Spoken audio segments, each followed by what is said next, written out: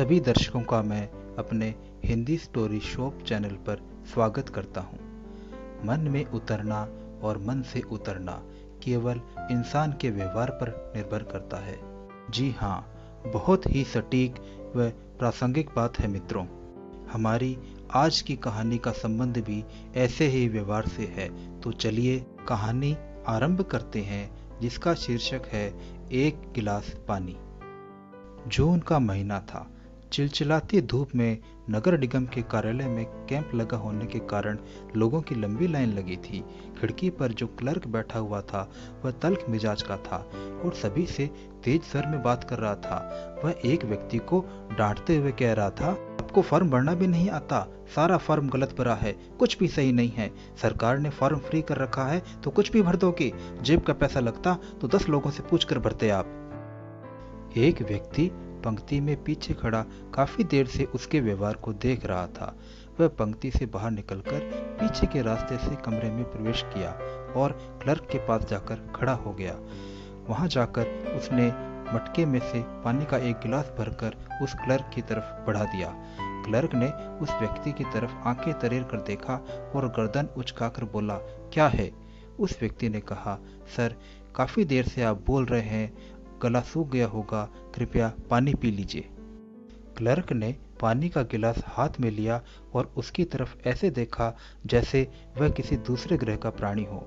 पानी पीकर क्लर्क बोला, जानते हो, मैं कड़वा सच बोलता हूँ, इसलिए सब नाराज रहते हैं। चपरासी मुझे पानी तक का नहीं पूछते। वह व्यक्ति मुस्कुरा दिया और फिर पंक्ति में अपने स्थान पर जाकर खड़ा हो गया। अब उस क्लर्क का मिजाज बदल चुका था, उसका क्रोध शांत हो चुका था। काफी शांत मन से उसने सभी से बात की और सबको अच्छे से सेवाएं दी।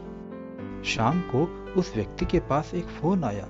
दूसरी तरफ वही क्लर्क था। उसने कहा, भाई साहब, आपका नंबर आपके फॉर्म से लिया था, आपको धन्यवाद देने के लिए फोन किया है।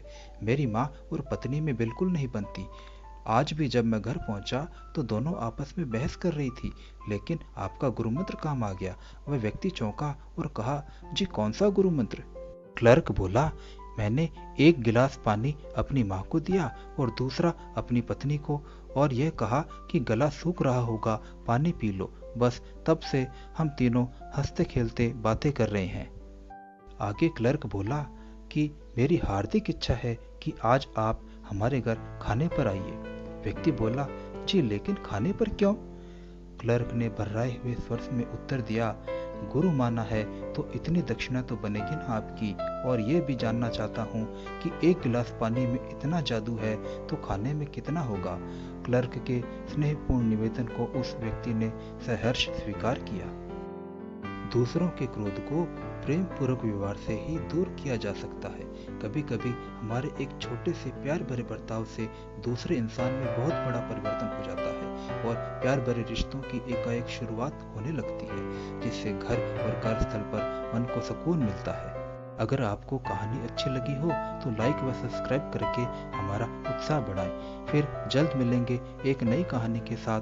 तब तक प्रसन्न रहें, स्वस्थ रहें व मस्त रहें।